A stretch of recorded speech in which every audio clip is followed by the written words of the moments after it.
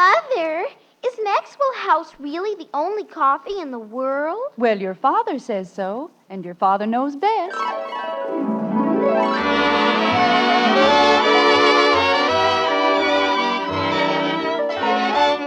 Yes, it's Father Knows Best, transcribed in Hollywood, starring Robert Young as father. A half-hour visit with your new neighbors, the Andersons, brought to you by Maxwell House, the coffee that's bought and enjoyed by more people than any other brand of coffee at any price. Maxwell House, always good to the last drop.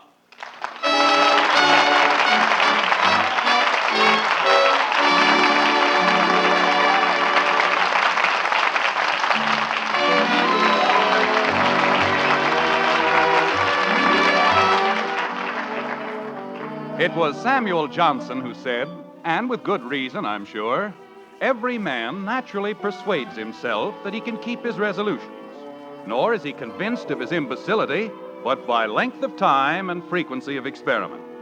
Well, in Springfield, in the white frame house on Maple Street, just such an experiment is about to begin, like this. Good morning, Margaret. Good morning, dear. Breakfast will be ready in just a moment. That's all right, dear. No hurry. Kids aren't down yet, are they? Well, no, but, well, it is a holiday, Jim, and I just thought... Oh, it's all right with me, Margaret. After all, this is the last day of the year, and it's Saturday, and, well, they deserve a little extra rest, don't they? Well, yes, dear. Anyway, it gives me a chance to tell you about something. I've had it on my mind for quite a while, and, well, it's about time I did something about it. Yes, dear. From now on, I'm not going to lose my temper. At any time. Now, what do you think of that? Well, I think it's wonderful, but... During 1950, I'm going to be the soul of patience. At home, at the office, everywhere. Patient old Jim, that's what they're going to call me. Jim? Yes, Margaret? You remember my grandmother Williams, not one of my real grandmothers. She was the one who took care of my mother when she was living in Middletown after the lumber company sent my father to Oregon and my sister Kathleen was born. No. What? I don't remember her. Oh, well, she used to have a wonderful saying for people who wanted to control their tempers. Margaret, I don't need any special formula. I just won't lose my temper, that's all. I know, dear, but Grandmother Williams used to say, if you think your temper's going, just recite the Hottentot. And before you're halfway finished, why, it's back as like as not. Well, that's very pretty, but I'd rather do it my way. I just won't lose my temper. Well, Jim, if you were really sincere, you'd at least let me tell you what the Hottentot is. I don't care what the Hottentot is. I don't need the Hottentot. Why do you immediately leap to the conclusion that I need help in controlling my temper? I just won't lose it, that's all. You've already lost it. Now, look, Margaret, All right, what's the Hottentot? Well, it's just an old saying we had when I was a girl. If to hoot and to toot, a Hottentot taught be taught by a Hottentot tutor, ought the tutor get hot if the Hottentot taught hoot and toot at the Hottentot tutor.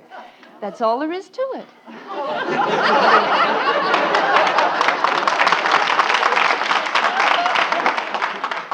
I'd rather lose my temper. Jim. Well, I'm not going to walk around babbling like a 6-year-old idiot in search of a brain. To hoot and to toot. Silliest darn thing I've ever heard. Doesn't even make sense. Yes, it does, dear. You see, it says that if a Hottentot tutor teaches a Hottentot tot to hoot and toot, well, the tutor has no one but himself to blame if the Hottentot tot hoots and toots at him.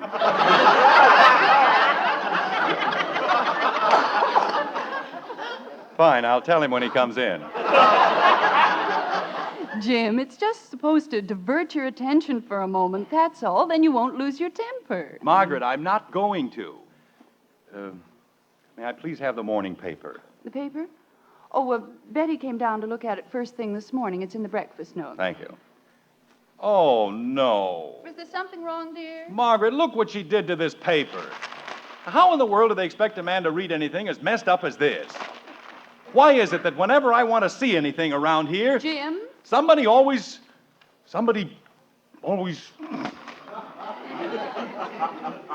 I will not lose my temper. I shall control my temper if it kills me. Good morning, Mother. Oh, good morning, Betty. Morning, Father. I said good morning, Father. Father. Betty, I wouldn't bother your father this morning. But I didn't do anything. Oh, he found out I drove the car on a flat tire. You what? Betty, please. Margaret, Yes, dear? to hoot and toot what?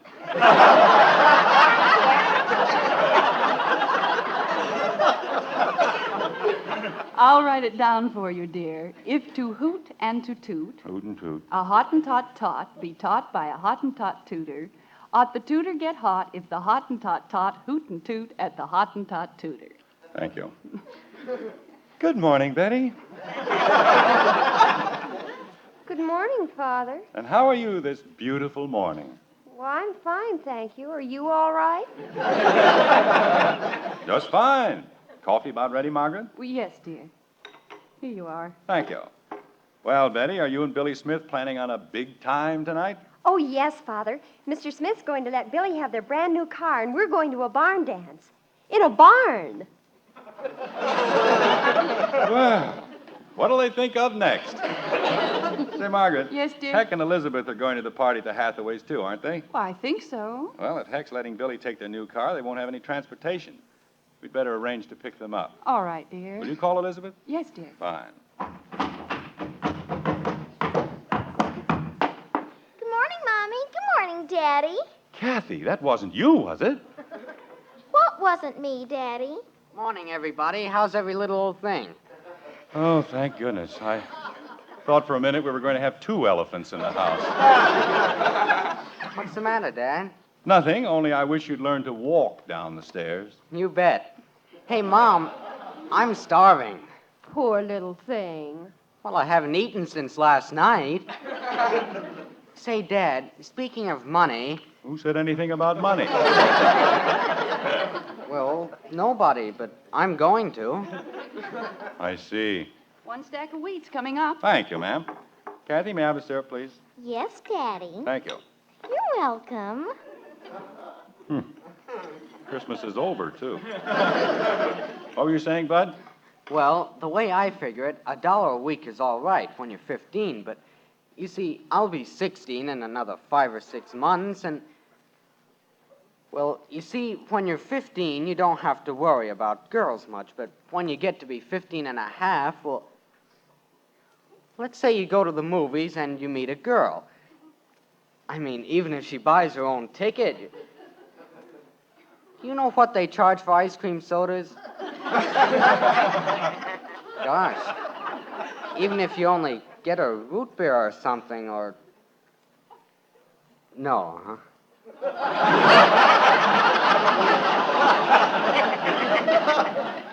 No. I didn't mean a lot, Dad. I just thought another 50 cents. Quarter, maybe? Bud, don't you realize that if I gave you a larger allowance, you would never be sure if a girl liked you for your money or yourself? Well, gosh, who'd care? Bud, eat your breakfast and behave yourself. I don't have any breakfast to eat. I'll have your pancakes in just a minute. Holy cow. Everybody else gets more than $1, and they don't even do half the things I do. Bud, I've had just about all the complaining I'm going to stand. If I hear one more word out of you, so help me. Jim? If to hoot and to toot a Hottentot, all right. Bud, eat your breakfast. Holy cow, what was that? Never mind what it was. Eat your breakfast and be quiet. Holy cow. But I don't know what they teach you in your school, but for a 15-year-old boy, you have the most bovine vocabulary I've ever heard. What does that mean? It means stop saying holy cow. Gee whiz. Here you are, Bud. Nice hot pancakes. Oh, thanks, Mom. Bud, Yes, Dad? did you put ashes on the driveway last night? Yes, Dad. And the front walk? Yes, Dad. Good. As soon as you've had your breakfast, please see if you can find my tire changed. It's going to be slippery driving tonight. Okay, Dad. Some more pancakes, dear? I'm afraid not, Margaret. I've got to get down to the office. Oh, it seems such a shame, Jim. Everybody else in town is taking a full weekend. Margaret, you certainly don't think I like the idea. But when Mr. Gribble says he wants to straighten out his insurance, Well, we just straightened out his insurance, that's all. But couldn't it wait until Tuesday? Oh, no, that's next year. Mr. Gribble says it's got to be examined this year. Daddy? No. Gee whiz. You'd think I was a stepchild or something. Well, I ought to be through by 1 anyway, so it won't be too bad. If I get through earlier, I'll come home for lunch. How's that? Oh, that'll be fine, dear. Oh, Jim, you forgot the paper. Paper? Oh, the thing with the Hottentot. Okay, let me have it. There you are, dear. Thank you. Be a good girl. I will.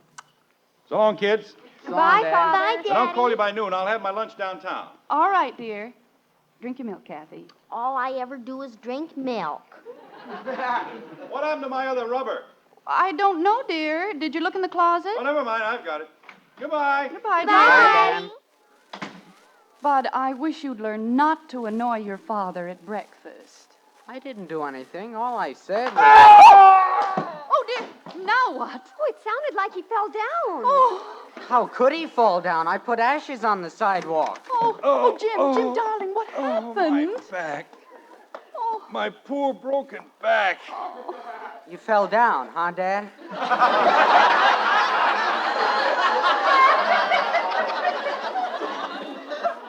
Yes, I fell down. Why didn't you put ashes on the steps? You didn't say to put ashes on the steps. You just said to put them on the sidewalk in the driveway. Margaret, where did I put that paper? I don't know, dear. Never mind, I've got it. Gosh, I'm sorry, Just Dad. a moment. If to hoot and to toot, a Hottentot be taught by a Hottentot tutor, ought the tutor get hot if the Hottentot hoot and toot at the Hottentot tutor. Bud, Yes, Dad? put ashes on the steps.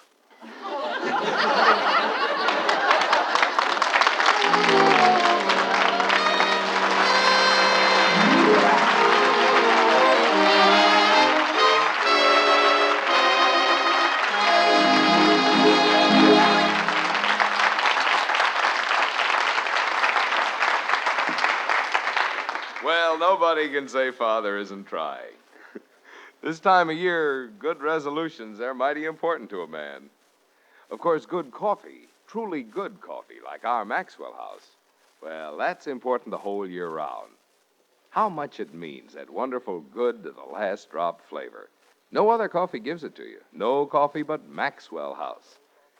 There's a reason for this, a good one. It's a recipe. The only recipe in the entire coffee world for that famous good to the last drop flavor. After all, what's the most important thing about coffee? Sure, it's flavor. And that flavor depends on the blend, the kind of coffees you choose for it, and how you put them together. Now, in different countries, on different plantations, coffee is grown in countless varieties, and you can combine them in many, many ways. But here's the point. There's only one way, one recipe for our famous Maxwell House flavor. And this recipe of ours makes the great big difference between just any coffee and wonderfully good coffee that can add something friendly and cheering to every day of the year ahead. So think about it. If good coffee really means something to you, why don't you start enjoying America's favorite brand? Yes, tomorrow and every day. Enjoy Maxwell House coffee. It's always good to the last drop.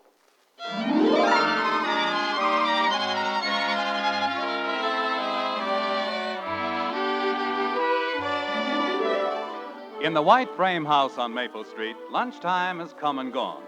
As a matter of fact, so is dinner time, and Jim Anderson still hasn't returned.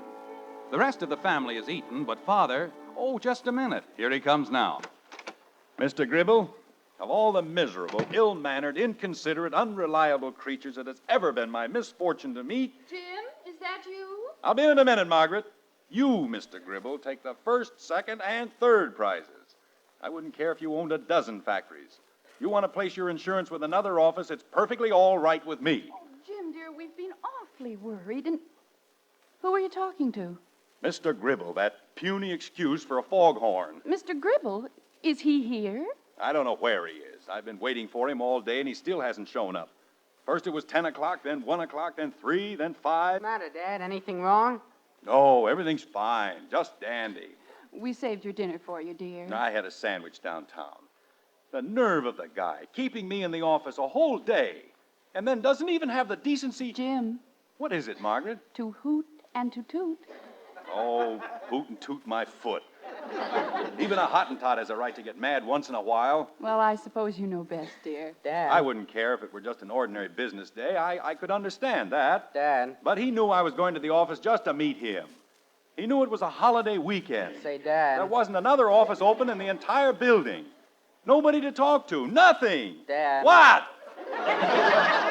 What? What is it? What do you want? I found the tire chains. Good.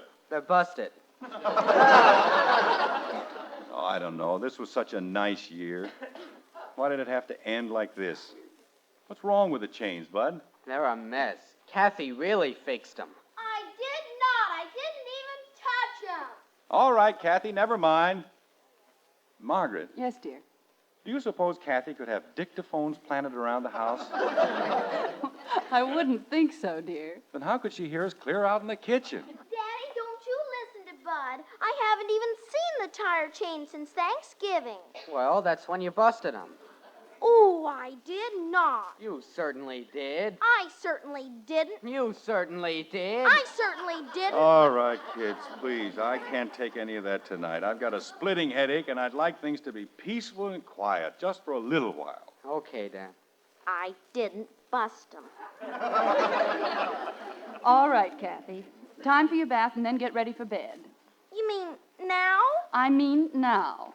Drink your milk. Take a bath. Go to bed. Boy, am I in a rut.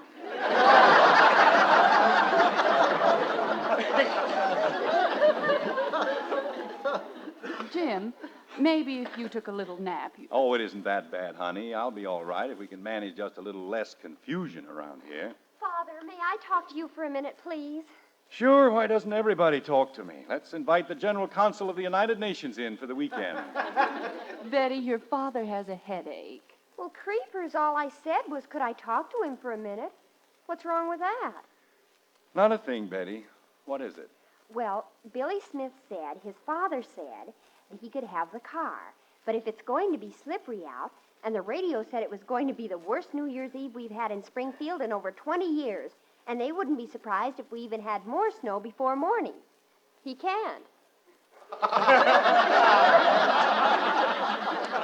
If a Hottentot toots a tootin' toot toot. Betty, this is not the time to annoy your father with Billy Smith's problems. But, Mother, if it's going to snow... I'll get it. Betty, let me put it this way. If a blizzard and 6 other forms of common disaster were to strike Springfield at this particular moment, I still wouldn't care what Billy Smith's father said to Billy Smith. Hello? Oh, hello.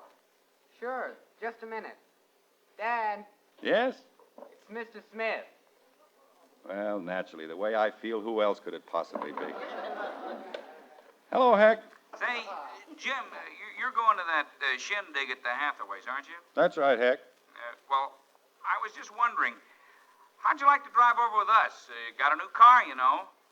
Yes, I know, Heck, but Betty said you were going to let Billy have your car. Yeah, well, that's what I wanted to talk to you about, Jim. You see, the way I figure it, after all, Billy is going with Betty, and I've got a brand new car, and if they get a few scratches on that old heap of yours, it wouldn't make an awful lot of difference. Did you say something, Jim? No, not yet. Oh, well, like I was saying, now, if you were to let Billy use your old car... Hoot.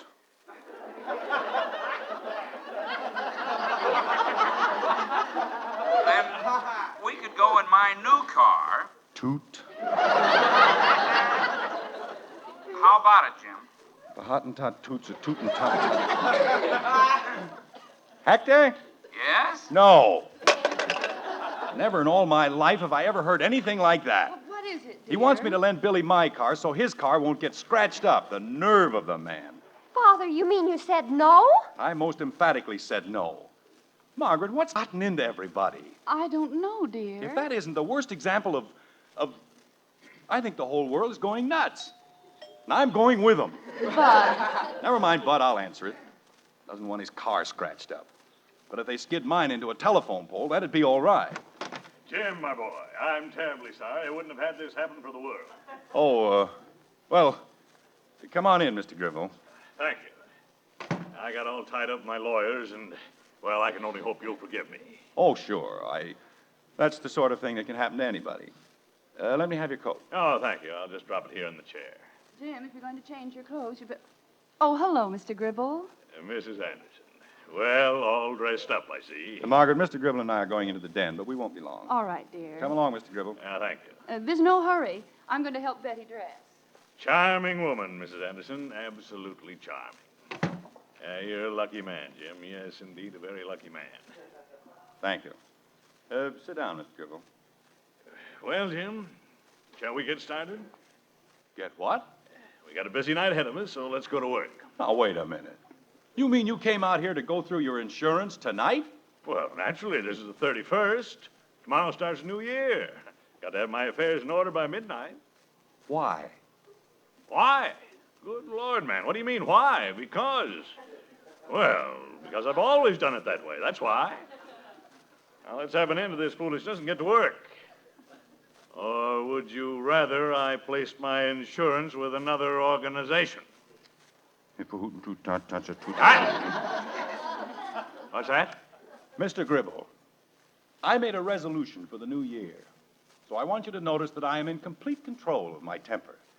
My hand is steady, my eye is clear, and yet very calmly and with absolute composure, I say, Mr. Gribble, you are an idiot. He's gone mad. You know, I think you're right. But this is New Year's Eve. I'm going to a party with my wife. We're going to have a good time.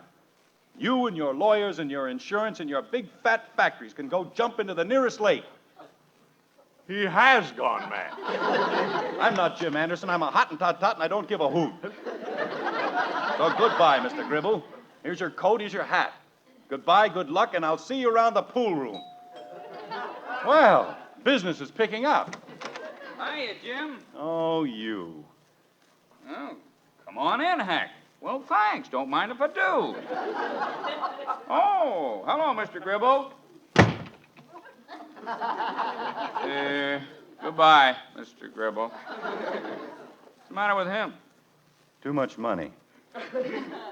What's your excuse? Jim, I came over to apologize. Oh, you did, huh? You know, I waited a long time for that car, Jim, but, well, heck, I'd rather have an old friend than a new car any day. How about it, Jim? Sure. Never even happened. Thanks, pal. Oh, could we pick Elizabeth up on the way to the party? Where's your car? Oh, Billy's got it outside. And so help me, if he gets one scratch on it... You don't suppose he will, do you, Jim? Why, of course not. Busy little place you got here, isn't it? Just like living in an alley. Anderson, I want to talk to you. All right, let's go back into the den. Will you excuse us, Hack? Oh, sure. Don't worry about me. I'll take Bud outside and show him the new car. All right, Mr. Gribble, what's on your mind? Anderson? Yes? Jim? Yes? Do you really think I'm an idiot? Well, when you put it that way, yes. You know what? What? You're right. But you're the first man in 20 years who had the courage to tell me. Jim, I'm not really an idiot. I'm just lonesome. You? Uh-huh. Well, where's your family? Oh, they go south for the winter. Been doing it for 20 years. And, Jim, I don't mind being alone in that big house, but not on New Year's Eve. You mean you've been pulling a gag like this for 20 years? Well, not exactly like this. I've never been caught before. Well, why didn't you say so? You could have spent the evening with us. You still can. Oh, you're going to a party. That's nothing. So are you. Well, what do you know? And I won't even have to talk about insurance. Ye gods, now what? Bud! Bud! Bud, what's going on out there? It's okay, Dad. Mr. Smith pushed the horn and it got stuck. Oh, fine. Jim, is anything wrong? No, dear, everything's all right. All right. Everything's wonderful. Happy New Year!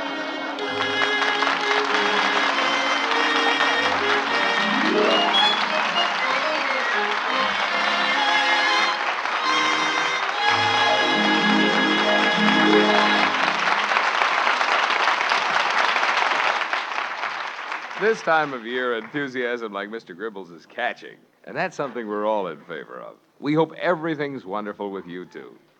Yes, and during the year ahead, we hope it'll be even more so. For our part, during 1950, we're going to see to it that you enjoy wonderfully good coffee every pound of Maxwell House you open. I know that these days, more than ever before, you're on the lookout for the most in flavor for every penny you spend. And next year, just as every year for more than half a century, that's what you can expect in every pound of our Maxwell House coffee. A generous extra measure of flavor, of freshness and fragrance in every familiar blue tin. And with this promise from Maxwell House, let me extend again our sincerest wishes to you for a very happy and healthy new year.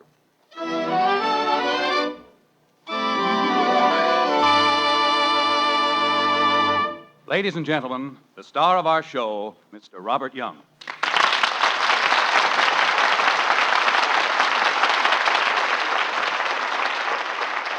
Thank you very much. Tonight, for the first time since this program went on the air, I'm stepping out of character to make a personal appeal to our radio audience. During the next year, which is only a few days away, we on Father Knows Best are to be actively associated with the Inter-Industry Highway Safety Committee, an organization formed at the personal request of President Truman. The purpose of this committee is to combat the greatest menace our nation has ever known, a menace which each year takes a greater toll of life than even so fearsome a killer as war. I refer, of course, to the careless, or perhaps just thoughtless, drivers who race with breakneck and foolhardy speed along our open highways and through our city streets. We'll tell you more about it next year, but now we'd like to jump the gun just a little bit. There's a long weekend coming up, and it's been predicted that hundreds of men, women, and children will lose their lives during that 3-day period. Think of it. The National Safety Council anticipates that horrible and unnecessary loss of life. And in the past, they've been unfortunately correct. Now, why don't you do your part this weekend to make them wrong? Have a good time, have a lot of fun, but don't take any chances. Drive carefully, drive thoughtfully, and enjoy the happiest of New Years.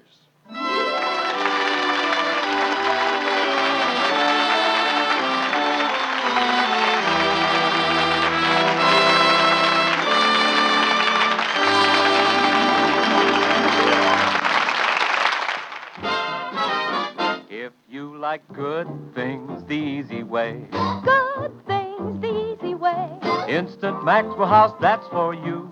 Good coffee that's easy too. No time, no trouble, No grounds, no fuss. and it's good to the very last. You know what? Yes, Instant Maxwell House means great coffee instantly in your cup. Here's real instant coffee, all pure Maxwell House coffee in instant form. Enjoy Instant Maxwell House. Instantly. Good to the very last. You know what?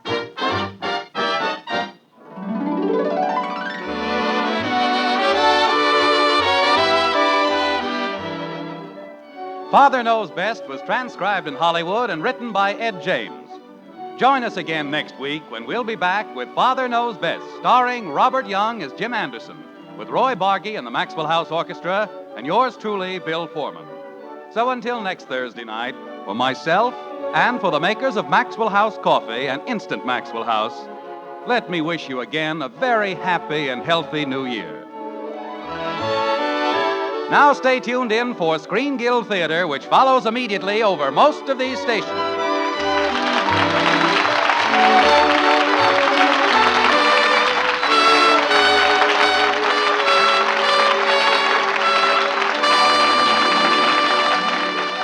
James Stewart leads the cast on Screen Guild Theater next on NBC.